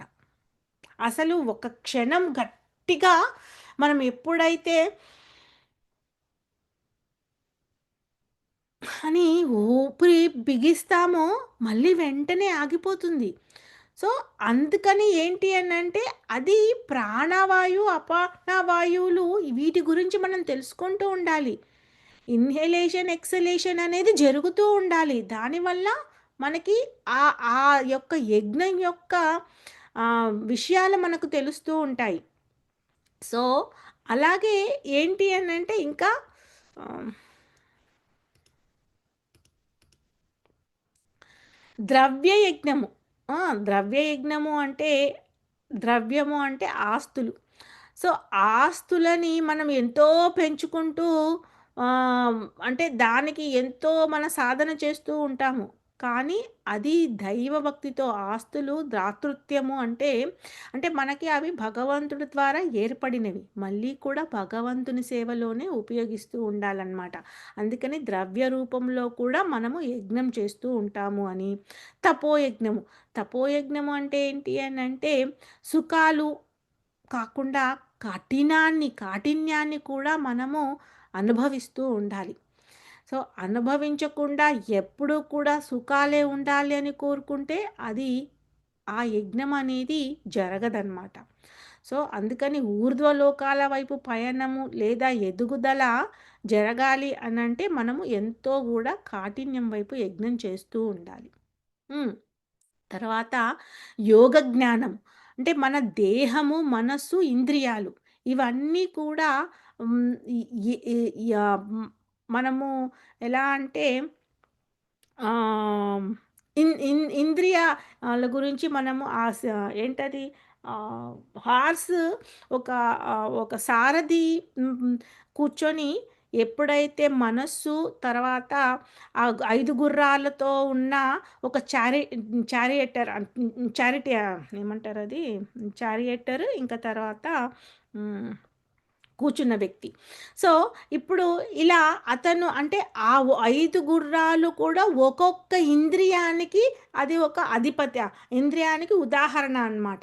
సో, ఆ ఇంద్రియాలని మనం ఎప్పుడైతే ఆ గుర్రాలకు ఉన్న తాడ్లని అదుపు పట్టడానికి ఆ చారియట్ ఏదైతే ఆ నడిపించే వ్యక్తి అదుపు పట్టలేదనుకోండి, అంటే దానికి గట్టిగా పట్టుకోలేదనుకోండి, అవి ఎలా పడితే అలా వెళ్ళిపోతూ ఉంటాయి. సో, అందుకని మన మనస్సు ఈ మనస్సుని మనం ఏంటంటే, ఈ మనస్సు, బుద్ధితోని వీటన్నిటిని కూడా చాలా అదుపు చేస్తూ ఉండాలి మనము. హ్మ్. సో, అందుకని మనకి అది చెప్తూ ఉన్నారు ఇక్కడ. తర్వాత ఏంటి అంటే యోగము. ఇది యోగ జ్ఞానం అదే దేహము, మనస్సు, ఇంద్రియాలు. సో, అది ఒక యోగంలాగా మనం చేస్తూ ఉండాలి అన్నమాట. దాని ద్వారా సిద్ధి యొక్క నిర్దిష్టత, తర్వాత బ్రహ్మంలో విలీనం అనేది జరుగుతూ ఉంటుంది. తర్వాత ఇంకా 2 త్యాగాలు ఏమున్నాయి అంటే స్వాధాయ జ్ఞాన యజ్ఞము, తర్వాత ప్రాణామయ యోగి. సో, సమయము మరియు బుద్ధి, ఇంకోటి శాస్త్ర ప్రక్రియ మరియు శరీరంలో ప్రసరించే గాలిని వాటి దిశల మార్పు ద్వారా నియంత్రిస్తుంది. ఇంద్రియాలను తక్కువ ఆహారం తీసుకునే ప్రక్రియ ద్వారా నియంత్రిస్తుంది. సో, అందుకని ఇక్కడ మనకి ఏంటంటే ఉపవాసము అంటే అంటే దగ్గరగా భగవంతుడికి దగ్గరగా ఉండడానికి మనం ఉపవాసం చెయ్యాలి. సో, అవి ఎప్పుడైతే మనము ని నియమ నియమితంగా ఆహారం తీసుకుంటూ ఉంటామో, మన ఇంద్రియాలనేది మన చేతుల్లో ఉంటాయన్నమాట. కొంచెం కంట్రోల్‌లో ఉంటాయి. లేకపోతే అవి ఇంకా మనం పెడుతూ ఉంటే అవి ఇంకా హ్మ్, ఆ ఇంద్రియ తృప్తికే మనం పని చేయాల్సొస్తూ ఉంటుంది. సో, అందుకని ఇక్కడ మనకి తక్కువగా ఏంటంటే, ఆ ఇంద్రియాలకు తక్కువ ఆహారం ఇచ్చేది కూడా ఒక త్యాగం. తర్వాత సమయము, బుద్ధి అనే యజ్ఞం అంటే మనం ఎప్పుడైతే ఇక్కడ గ్రంథాల అధ్యయనం అన్నారు. అందుకే శాస్త్రాలలో ఏం చెప్పారు అని అతోతో బ్రహ్మ జిజ్ఞాసిలాగా జీవుడు ఎప్పుడూ గూడా తన కాలాన్ని గడుపుతూ ఉండాలి. మనకి గ్రంథాల్లో ఏం చెప్పారు, ఉపనిషత్తులో ఏం చెప్పారు, ఆచార్యులు ఏం చెప్పారు, అవన్నీ మనం ఇప్పుడు అన్ని సాంస్క్రిట్‌లో ఉండేటివి. సాంస్క్రిటే మనం నేర్చుకునే వాళ్ళం కాదు. అది నేర్చుకున్నా అర్థమయ్యేది కాదు. అలాంటిది ఇప్పుడు స్వయంగా మనకి తెలుగులో అన్నీ కూడా వచ్చేస్తున్నాయి. ప్రతి ఒక్కటి నువ్వు చదవడానికి కూడా కాకుండా వింటే సరిపోతుంది. పదే పదే వినడం ద్వారా దాని గురించి మనం తెలుసుకుంటూ ఉంటామన్నమాట. సో, ఈ విధంగా మనం ఏంటంటే ఆహ్, ఇన్ని త్యాగాల ద్వారా మనం భగవంతుణ్ణి ఏ విధంగా చేరుకుంటాము అనేది మనం ఇక్కడ తెలుసుకున్నాం. ఓకేనా? సో, ఇదంతా ఏంటి అంటే, అంటే ఒక యజ్ఞం ద్వారా మనము భగవంతుని జ్ఞానాన్ని ఏ విధంగా పొందుతాము అని మనం తెలుసుకోవాలి. తెలుసుకుంటేనే ఆ ప్రయాణంలో వెళ్తాము. లేదా మనం ఏమవుతుంది అనంటే, ఇంకా మన ప్రయాణం అనేది సాగకుండా క్వెషన్స్ రూపంలో ఆగిపోతాయి. మీకేదైనా క్వెషన్స్ ఉంటే ప్లీజ్ మీరందరూ కూడా క్వెషన్స్ అడగండి. అంతేకాని ఇదే ఎలా అంటే మన శ్వాస నియంత్రణలో పూరక, రేచక, కుంభక అని ఇవి ఉంటాయి. సో, మనము ఇక్కడ యో ఇది ప్రాణాయామం చేయడం చాలా ఇంపార్టెంటు. 15 మినిట్స్ చేస్తే సరిపోతుంది. అంతేగాని యోగా, యోగా, యోగా అనేసి ఇంకా దానికి జీవితమంతా గడిపేస్తూ ఉంటే అది మనకు అవసరం లేదనమాట. సో, అందుకని ఇక్కడ ప్రతి దాంట్లో గూడా ఇవన్నీ శ్లోకాల్లో మనం ఈరోజు శ్లోకాలేం చదవట్లేదు. ఇందులో ఉన్నయన్నీ కూడా ఏం చెప్పారు అంటే, అవన్నీ అలా చెయ్యకపోతే మనకి ఆ పాపంలో నుంచి మనం బయట పడము అంటున్నారు. మనం బయట పడాలి అంటే మనము ఈ యజ్ఞాలు చెయ్యాల్సిందే. ఈ యజ్ఞాలను చేస్తేనే ఆ పాపాల నుంచి బయటపడతాము. లేదా ఈ ఈ ఈ ఈ ఇక్కడున్న ఈ 9 ఆల్మోస్ట్ మనకు 9 ఉన్నాయి. సో, అందులో ఏ ఒక్క యజ్ఞము మనం చేసినా కానీ మనము ఈ బంధాల నుంచి మనం బయటపడతాము. సో, అన్నీ మనం చెయ్యలేము కాబట్టి ఒకటిగా మనం కొద్ది కొద్దిగా చేసుకుంటూ భక్తి మార్గంలో ఏంటి అంటే అందుకని శ్రవణ రూపములో అది ఈ క్రమహీన దశ నుంచి క్రమశుద్ధి దశకు రావాలి. అసలు ఫస్ట్ మనము రెగ్యులర్‌గా వింటున్నామా? రెగ్యులర్‌గా వినడానికి ప్రయత్నం చేయాలి. అందుకని క్లాస్‌కి రండి, రండి అని అడగడానికి ఎందుకు కారణము అనంటే, మీరు క్రమంగా వింటూ ఉంటేనే అది మనకి అర్థమవుతూ ఉంటుంది. లేదు అనంటే మనకి అక్కడ ట్రాక్ అనేది తప్పిపోతూ ఉంటుంది. సో, అందుకని ఇక్కడ ఏంటి అంటే, క్రమహీనంగా ఉన్న మన దశని మనం క్రమశుద్ధికి తీసుకెళ్ళాలి. అది ఫస్ట్ స్టెప్ మనం చేయాలి. అలా చేసిన తర్వాత మనము ఆ శ్రద్ధ ఎలా ఉండాలి అంటే దృఢ శ్రద్ధగా ఉండాలి. వినేసాము, వచ్చేసాము, అయిపోయింది ఈరోజు కనుక్కోవడం కాకుండా అందులో మనకి ఏమి నేర్పిస్తున్నారు? భగవంతుడు ఏం చెప్పాలనుకుంటున్నాడు? మన జీవితంలో దానిని ఏ విధంగా అలవర్చుపరుచుకోవాలి? అందుకని ఈ భక్తి అనేది, ఈ భక్తి స్కూల్ అనేది ఏంటి అంటే పరివర్తన రూపములో జరిగే భక్తి డియర్ డివోటీస్. ఇక్కడ చాలామందికి ఈ భక్తి మాకు అర్థం కావట్లేదు అనే వాళ్ళకి సమాధానం. ఇది మనము బాహ్యంగా చూపించడానికి కాదు. మనకి మనం ఎంత తిన్నాము అని 10 మందికి చెప్పుకుంటామా? ఏం తిన్నారో వాళ్ళు గుట్టు చప్పుడు కాకుండా చాలా ఇదిగా ఎలా అయితే చేసుకుంటామో మన భక్తి అనేది ఇంటర్నల్‌గా ఉండాలి. మన శరీరాన్ని ఏ విధంగా అయితే మనము క్లీన్ చేసుకుంటామో బాహ్యంగా, అంతరంగా క్లీన్ చేయాలి. సో, ఈ 6 శత్రువుల నుంచి బయటపడాలి. 6 శత్రువులను మించింది తర్వాత ఏంటి అంటే, ఈ ఆత్మజ్ఞానం గురించి తెలుసుకోవాలి. అప్పుడే మనము ఈ భక్తిని అర్థమవుతుంది. సో, ఆ 2 స్టెప్పులు గట్టిగా పట్టుకోవాలి. మనం చేసే భక్తి కేవలం మన గురించే. ఎదుటివాడి గురించి కానే కాదు. మనము తినడము మన శరీరాన్ని పుష్టి చేసుకోవడానికి ఏ విధంగా ఉందో, ఈ శరీరానికి ఈ భక్తి జ్ఞానాన్ని అందించడం కూడా మనకి అంత ముఖ్యం. సో మనకి వచ్చిన మోహము మనమే తొలగించాలి. సో ఆ మోహం పక్కన వాళ్ళు వచ్చి తొలగించాలి అనుకుంటే మళ్ళీ మన మైండ్‌కి పదును పెట్టినట్టు అవుతుంది. సో అందుకని ఇక్కడ అర్జునుడు శ్రీకృష్ణుడిని గురువుగా చేసుకొని తన మోహాన్ని తొలగించమని అడిగాడు. జీవుడు అనుభవంలో ఉన్న భక్తులని అడిగి భక్తిని, అది కూడా పూర్తి జ్ఞానంగా ఎలాంటి నిస్వార్థంగా చేసే భక్తులతో సాంగత్యం చేస్తూ ఆ జ్ఞానాన్ని సముపార్జించుకుంటూ మన జీవితాన్ని గడుపుతూ ఉండాలి. ఏం చేస్తున్నామో అదే చేయమంటున్నారు, కానీ నువ్వు చేసేది భక్తిని పెంచుకోవడానికి చేస్తున్నావా, స్వార్థాన్ని నింపుకోవడానికి చేస్తున్నావా? ఆ 2 విషయాలు మనం ఎప్పుడూ గమనిస్తూ ఉండాలి.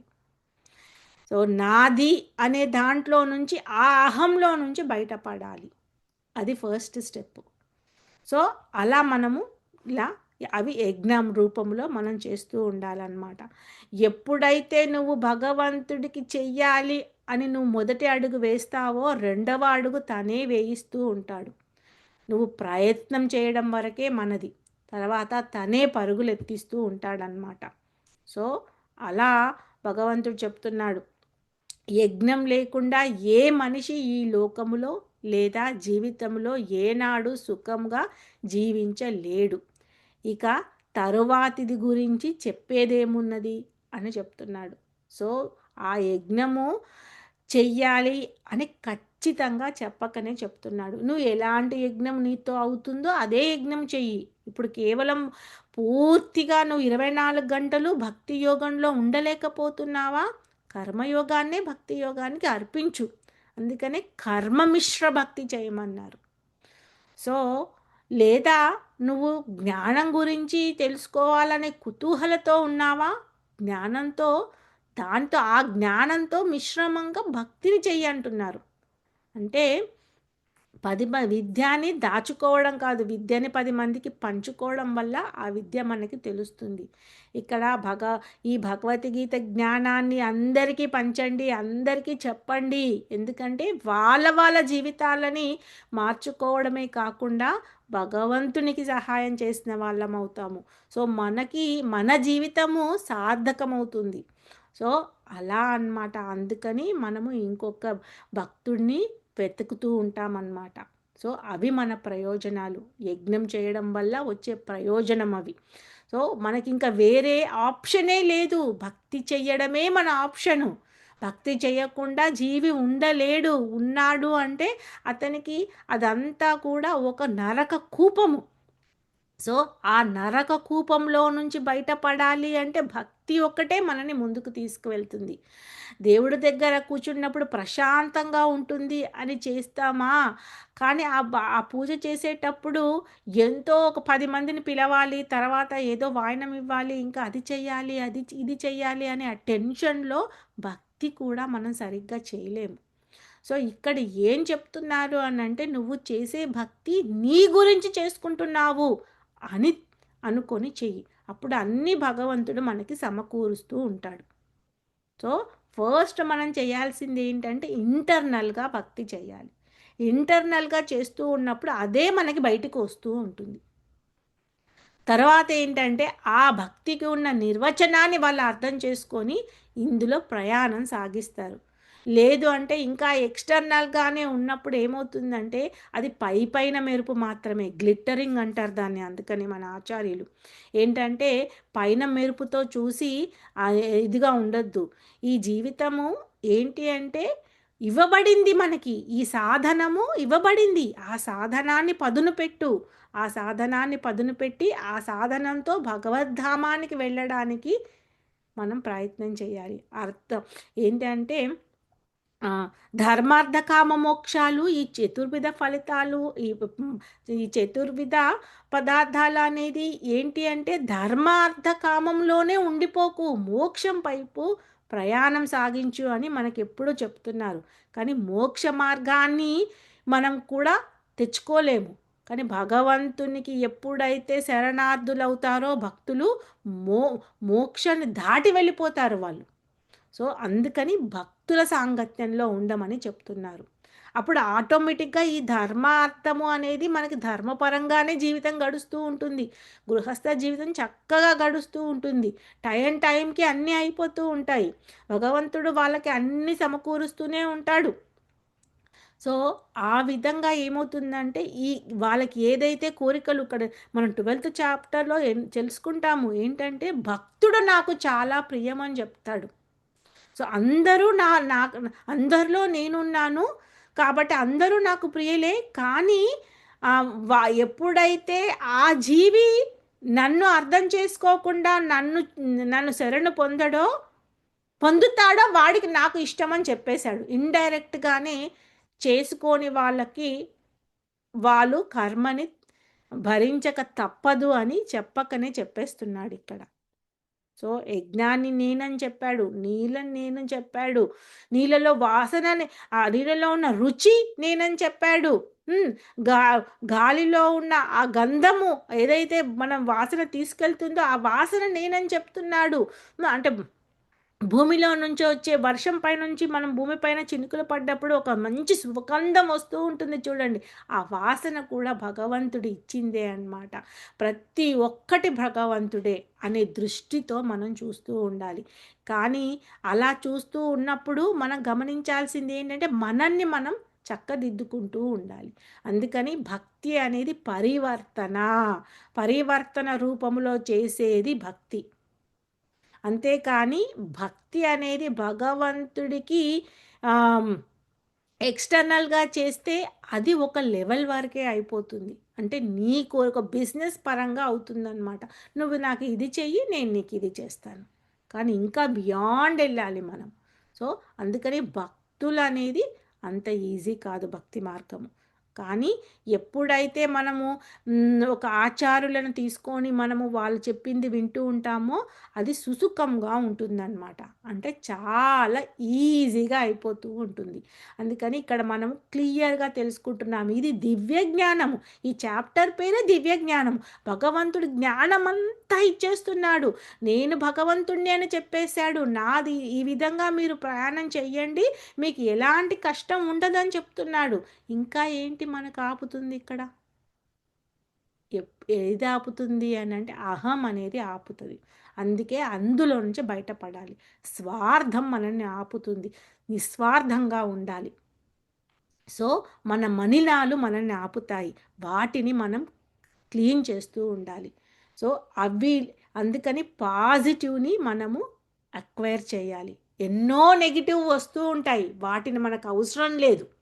మనకు కావాల్సిందంతా భక్తి మాత్రమే. కేవల భక్తి సైడు మనం ప్రయాణం చేస్తూ ఉండాలి అన్నమాట. సో, మనం ఈ ఈ ఫో సో, ఈరోజు మనం తెలుసుకున్న ఏంటి అనంటే, యజ్ఞాలు ఎన్ని విధాలుగా ఉన్నాయని, ఆ యజ్ఞము అంటే ఆ త్యాగము, త్యాగ రూపంలో మనకి ఏ విధంగా ఫలితాలు వస్తాయని, తర్వాత అంటే వాటి యొక్క ప్రయోజనాలనమాట. సో, త్యాగాల యొక్క సాధారణ లక్ష్యమే ఇంద్రియాలను నియంత్రించడం.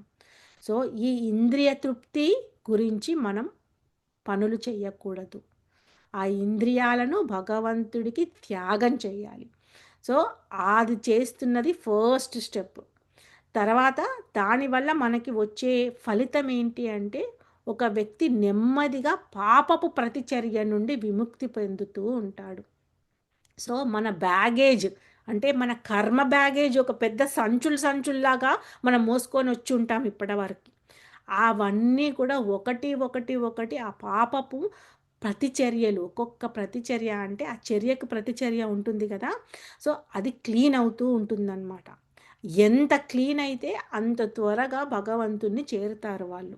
అందుకని ఇక్కడ సుకృతి కలిగినప్పుడే భగవంతుని అర్థం చేసుకుంటారు. భగవంతుని లీలలే మనకి పాపాన్ని కడిగిస్తాయి. అంతేగాని భక్తి పూజ చేయడం వల్ల మన పాపం కడగదు. సో, ఇది నిజమైన భక్తికి ఉన్న నిర్వచనం. ఓకేనా? తర్వాతేంటంటే, అలా మనం పాపాలు కడుగుతూనే పూర్తిగా పాపం కడిగేసే వరకు మనకి జరగదు. సో, పాపాలు కడిగిపోతూ ఉంటాయి. మన ప్రయాణం ఏంటి అంటే, అర్ధ ప్రవృత్తి, అనర్థ నివృత్తి కాదు. ఈ 9 చిత్రపటంలో ఉన్న ఈ 9 దశలలో అర్ధ అర్ధ ప్రవృత్తి అని అంటే పైన భగవంతుని యొక్క భావన మనం అర్థం చేసుకోవడం అన్నమాట. అనర్థ నివృత్తి అని అంటే ఎంతసేపు కూడా మనము ఇలా అంటారు, దీన్ని మైండ్ కుకింగ్ అంటారు, మెంటల్ కుకింగ్. వాళ్ళు అలా చేశారు, వీళ్ళు ఇలా చేశారు, ఈమె ఇలా చేసింది, నేను అలా చేస్తాను, నాకు ఇది కావాలి, నాకు అది కావద్దు, నేను ఇది చేస్తానంటే ఇది అడ్డం వస్తుంది, అవన్నీ వదిలేయాలి. అదనమాట. సో ఒక వ్యక్తి దివ్య జ్ఞానాన్ని పొందుతూ నెమ్మదిగా కృష్ణ భక్తి సేవను పెంపొందించుకుంటాడు. ఇక్కడ కృష్ణ అంటే ఏంటంటే సుప్రీం అని. సో చాలా మట్టుకు ఏంటంటే అబ్బా కృష్ణుడు ఒక్కడే దేవుడా, వేరే వాళ్ళు దేవుడా, ఇవన్నీ దాటేసాం డియర్ డివోటీస్. అందుకని మనం ఏంటంటే ఆ ట్రాన్సెండెంటల్ నేచర్లో కూడా మనం ఎట్లా అంటే భగవంతుడి యొక్క ఉనికి, అతని నుంచి వచ్చిన అంశాలు, అవన్నీ మనం క్లియర్గా తెలుసుకున్నాము. వెళ్ళి రికార్డింగ్లో వినండి మీరు మిస్ అవుతే. సో అందుకని ఇక్కడ చెప్పేది ఏంటి అంటే భగవంతుడికి ధామానికి మనం వెళ్ళాలి అని అంటే భగవంతుని యొక్క జ్ఞానం మనం తెలుసుకోవాలి. అప్పుడే మన ఆత్మకి ఒక అది తృప్తి చెందుతూ ఉంటుందన్నమాట. లేకపోతే ఇంకా ఆ ఇంటర్నల్ ఏమంటారంటే అది క్రయింగ్ అంటారు. సో ఆ ఆవేదన ఆ ఆవేదన మనల్ని ఒక రోదనకి గురి చేస్తూ ఉంటుందన్నమాట. భక్తుడు రోదనలలో ఉండడింకా. తన భగవంతుని రోదనలో ఉంటున్నాడు అనంటే ఇంకా తన భక్తిలో ఎక్కడో లోపం జరుగుతుంది అని. సో భగవంతుని రోదనలో నుంచి బయటపడేస్తాడనమాట. సో ఏది జరిగినా అది భగవంతుడు తన మంచికే చేస్తున్నాడు, అది భగవద్ధామానికి తీసుకువెళ్ళడానికి చేసే క్రియ అన్నమాట. సో ఆ విధంగా స్టెప్స్ వేస్తూ ఉంటాడు. సో ఒకరు ఈ జీవితంలోని తదుపరి జీవితంలోనూ ఆనందాన్ని అనుభవిస్తూ ఉంటారు. సో ఈ భక్తి జీవితంలో అంటే పరివర్తన రూపములో చేసే భక్తిలో అసలు నీకు దోకానే లేదు. ఎలా అంటే ఇప్పుడు నువ్వు ఎంతో బ్యాంక్ బ్యాలెన్స్ చేసి నువ్వు రేపు నీ శరీరము శిథిలమైపోయినా కానీ మళ్ళీ నెక్స్ట్ జన్మ వచ్చినప్పుడు మళ్ళీ నువ్వు రూపాయి మళ్ళీ కూడబెట్టాలి. అదే భక్తి జీవితం ఏంటి అని అంటే నువ్వు చేసే ఒక్కొక్క పని భగవంతుడికి చేరుకుంటూ ఉంటుందన్నమాట. సో అందుకని అది చేయమంటున్నారు ఇక్కడ మనకి. సో అంటే అప్పుడు అత్యున్నతమైన శాశ్వతమైన భగవద్ధామము మనకు భగవద్ధామానికి ప్రవేశిస్తాడు జీవుడు, అది చెప్తున్నారన్నమాట. సో అందుకని భౌతికపరమైన బంధాలు తప్పించుకోవడానికి కష్టతరమైన ఒక చట్రం లాంటిది. సో ఈ అజ్ఞానము ఇది ఎలా చెప్తున్నారు, ఒకే ఒక మార్గం ఉంది ఈ అజ్ఞానంలో నుంచి బయటపడడానికి. ఏంటి అంటే ఈ సాధనం మానవ జన్మ అనే ఒక సాధనం. ఆ సాధనాన్ని ఎంత పదును పెడుతున్నాము అనేది మనం వేసుకోవాల్సిన క్వశ్చన్. ఆత్మ సాక్షాత్కారం అనే ఒక బుక్కు మనకి చిన్నదే ఉంటుంది. మీకు ఎక్కడైనా ఇస్కాన్ టెంపుల్లో కనబడితే ఆ బుక్ చూసి చదవండి. ఆత్మ సాక్షాత్కారం మనల్ని ఆ సాక్షాత్కారం తెలియజేస్తుందన్నమాట. సో మన జీవితము ఈ మాంసపు ముద్దతో ఏర్పడిన శరీరం కాదు. ఈ శరీరం లోపల ఆత్మ అనేది ఉంది. ఆత్మ శాశ్వతము. ఆత్మలో నీవు కోరికలన్నీ కూడా నీవి తీరలేదో మళ్ళీ కూడా జన్మని కోరుకుంటుంది. సో జన్మ లేకుండా చేసేది భగవంతుని నామము మాత్రమే. భగవంతుని యొక్క ధామము కూడా మనము నామాన్ని ఉచ్చరించడం వల్లనే. మన శరీరాన్ని భగవద్ధామానికి పంపించాలి అన్న నామమే మనకు ఉపయోగపడుతుంది. సో ఇంకా మీరు ఎన్ని నామాలు ఎన్ని సహస్రనామాలు చదివి ఏది చేసినా కానీ ఆత్మజ్ఞానం మనకు ఇవ్వదు. కానీ భగవంతుని మహామంత్రాన్ని ఉచ్చారణ మనకి భగవద్ధామానికి తీసుకువెళ్తుంది. సో ఒకే ఒక మార్గము మన మానవ జన్మని సార్థకం చేసుకోవడం, అది మనకి ఈ పాపమయ జీవితము అంటే మనకు పాపం నేనేమైనా మర్డర్ చేశానా, నేను ఏదైనా ఎవరినన్నా ఇంకా చాలా చాలా చెప్తారు మనకి ఇలా భౌతికంగా బాధించే జీవులన్నమాట. కానీ అక్కడ ఏంటి అంటే పాపము అనంటే ఎన్నో రకాల పాపాలుంటాయన్నమాట. సో, ఆ పాపంలో ఒక కథ కూడా ఉంది. ఒక కథ ఏంటి అనంటే ఆహ్, ఒక చిన్న కథ. ఒక నిమిషంలో చెప్పుకోవడానికి ప్రయత్నం చేద్దాం. సో, అదేంటి అనంటే మనకిప్పుడు యమధర్మరాజు దగ్గర చిత్రగుప్తుడు చిత్త అనేది ఉంటుంది కదా! సో, ఆ గుప్తుని చట్టాలో ఎవరి ఖాతాలో వెయ్యాలి ఈ పాపము అనే దాన్ని మనం తెలుసుకోవడానికనమాట. సో, ఆ పాపము ఎలా ఉంటుంది అనంటే, అంటే దీన్ని కథలు కథలుగా చెప్తారు. సో, ఎలా అంటే ఇప్పుడు ఒక ఒక ఊర్లో ఒక అమ్మాయి చక్కగా ప్రతిరోజు కూడా చక్కని ఎంతో శ్రేష్టమైన పెరుగుని అది నా అమ్మాయి చక్కగా తీసుకొని వెళ్ళి భగవంతుడికి అర్పిస్తూ ఉంటుందన్నమాట. సో, బ్రాహ్మణుడికి ఇస్తుంది. అలా భగవంతుడికి చేరుకుంటూ ఉంటుంది.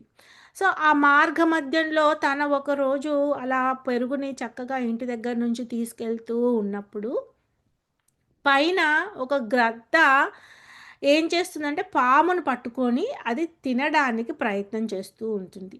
అయితే ఆ పాము అప్పుడు ఏంటంటే తన నుంచి తప్పించుకోవాలని ఎంతో ప్రయత్నం చేస్తూ ఉండడం వల్ల ఆ పాము నుంచి కొంచెము ఆ విషం అనేది బయట పడుతూ ఉంటుందన్నమాట. కింద పడుతూ ఉంటుంది. అలా పడుతూ ఉన్నప్పుడు ఆ పాము యొక్క విషము ఈ కుండలో ఉన్న పెరుగులో పడింది. ఎలా పడింది అంటే అక్కడ చాలా గాలి వీస్తూ ఉంటున్నప్పుడు ఆ గాలితో కుండ పైన ఉన్న బట్ట జరిగిపోయి దాంట్లో ఆ మూత హ్మ్. జరిగిపోయి ఈ పాము యొక్క విషము దాంట్లో పడిపోతుందన్నమాట. సో, ఆ అమ్మాయి మామూలుగానే తీసుకెళ్ళిపోయి బ్రాహ్మణుడికి ఇచ్చేస్తుంది.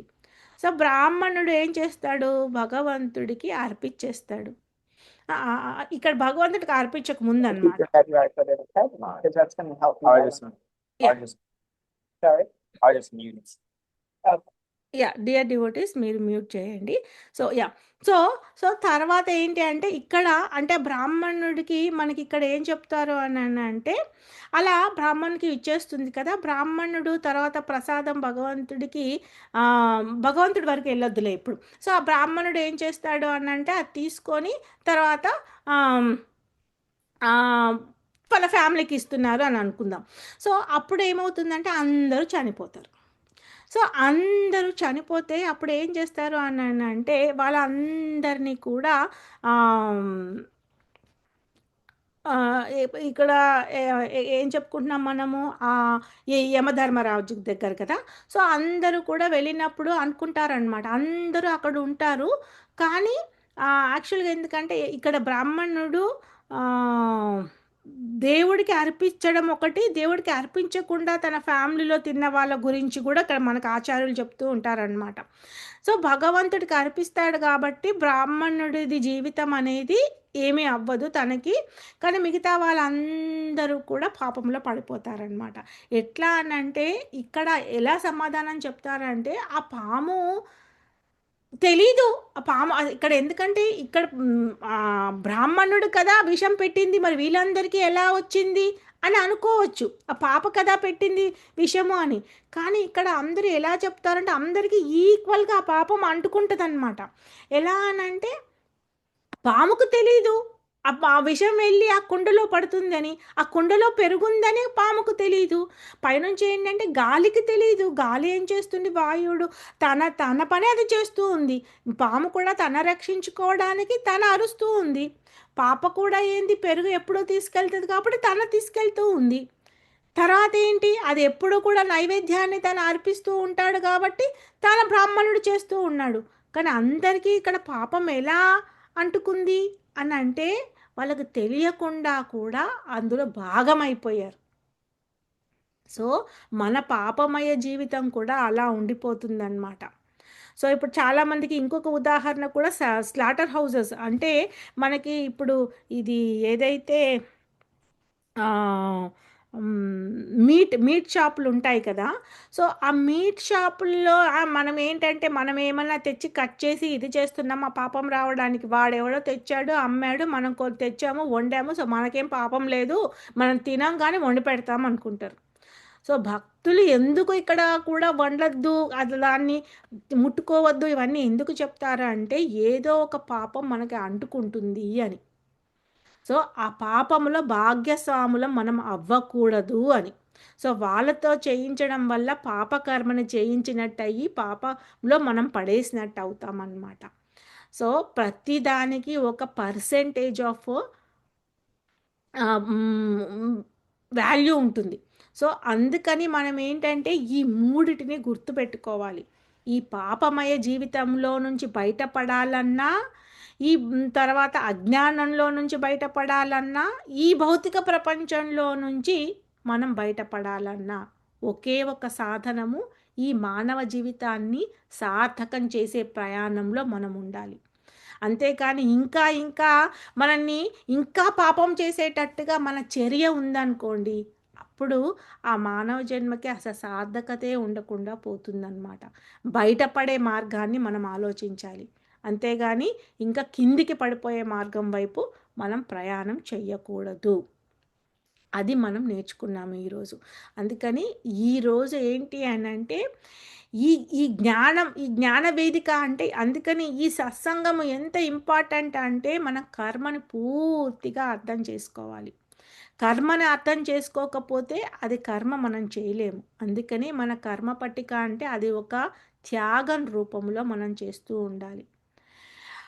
అకర్మలో చెయ్యాలి. అంటే నిస్వార్థంగా చెయ్యాలి మనం. అంతేకాని స్వార్థపూరిత కర్మ మనని బంధానికి గురి చేస్తూ ఉంటుంది.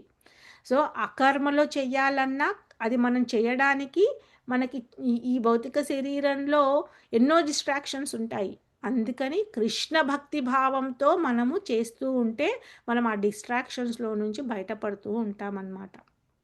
సో, ఆధ్యాత్మిక లక్ష్యం ఒక్కటే ఇక్కడ మనకి దారితీస్తుంది. లేదు అంటే ఇక్కడ అందుకనే ఏం చెప్తారు అంటే సత్సంగ్ అనేది అందుకే ఇంపార్టెంట్ అనమాట. సో, మనకి అది నేర్చుకున్నాము. తర్వాత ఏంటి అనంటే త్యాగం. సో, త్యాగము ద్వారా ఎలా మనం జ్ఞానాన్ని పొందుతాము. సో, ఎన్నో వివిధ రకాల యజ్ఞాలున్నాయి. ఆ యజ్ఞాల్లో ఏ యజ్ఞం నువ్వు చేయగలిగితే అది నువ్వు చెయ్యి. అంతేకాని అన్నీ నేను చేసేస్తానని ఏది చేయకుండా కాదు. అందుకని ఏ మార్గంలో ఉన్నావా, ఏ దేవుడిని పూజిస్తావా, ఏం చేస్తావా, అది నీ ఇష్టమని భగవంతుడు చెప్పేశాడు. ఎందుకంటే నీకు ఫ్రీ విల్ ఇచ్చేశాడు. సో, నీకు ఫ్రీ విల్ స్వతంత్రం పూర్తి స్వతంత్రం నీకుందనమాట. కానీ ఆ స్వతంత్రంగానే నీ కర్మ అనేది, నీ ప్రతిచర్య అనేది జరుగుతుంది. నీ స్వీయ నియంత్రణ అంటే నీ నియంత్రణ అంటే నీ ఇంద్రియ తృప్తి అనేది నియంత్రణ జరగకపోతే నీ జీవితం అకార్డింగ్‌గా ఆ విధంగానే ఉంటుంది. సో, అందుకనే మనము ఎప్పుడూ కూడా దాన్ని నియంత్రణ చేస్తూ ఉండాలి. సో, చాలా కష్టము. ఇప్పుడు మండలం చేస్తారు.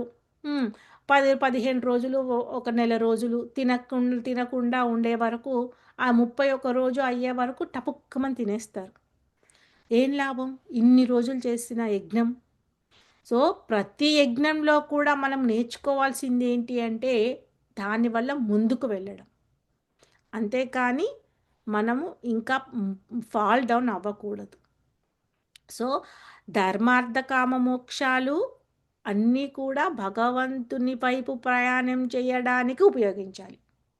ధర్మం గురించి ధర్మబద్ధంగా గృహస్థలో ఉన్న విద్యుక్త ధర్మాలను చేయడానికి నీ ధర్మము ఏదుందో అర్థాన్ని సంపాదించడానికి అడుగు, ప్రార్థించు. కానీ అది భగవంతుడికే మళ్ళీ అర్పించబడాలి. కానీ స్వార్థానికి కాదు అని మనం తెలుసుకోవాలి. సో, ఈ విధంగా మనము ఈరోజు ఈ త్యాగాల గురించి తెలుసుకున్నాం.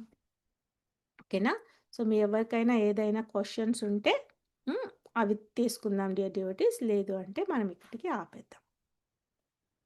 So, yeah! కొత్తగా ఎవరో జాయిన్ అయ్యారు. కానీ మధ్యలో అయితే ఇంకా వాళ్ళు డిస్కనెక్ట్ అయ్యారు. పర్వాలేదు. మీకు ఏదైనా క్వెషన్స్ ఉంటే ఇప్పుడు మీకు భక్తి అనే దానికి నిర్వచనం అర్థమయ్యిందా? విజయ మాతాజీ మీకు ఆ క్వశ్చన్ ఉండింది కదా, మీకు అర్థమైందా? అర్థమైంది.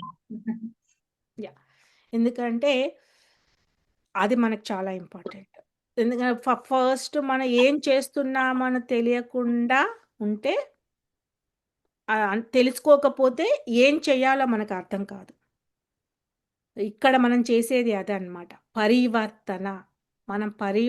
మన జీవితంలో పరివర్తన రావడానికి మనం భక్తి చేస్తున్నాము. అంతేకానీ ఇంకా ఈ భౌతిక శరీరంలో ఉన్న బంధాలతో ఉండిపోవడానికి కాదు. అది భక్తికి ఉన్న నిర్వచనం. భక్తి స్కూల్లో ఉన్నాం మనం. సో, అందుకని ఆ భక్తి స్కూల్లో భక్తికి అటాచ్ అయ్యేటట్టుగా మనం కర్మ చేయాలి. సో, అది. ఓకేనా? సో, అది. ఇంకా ఏమన్నా వేరే క్వశ్చన్ ఉందా కర్మ గురించి?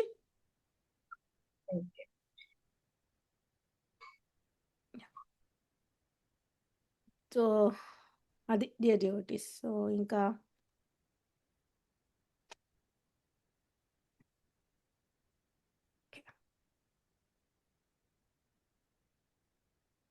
మీరందరూ చక్కగా నేర్చుకుంటున్నారు.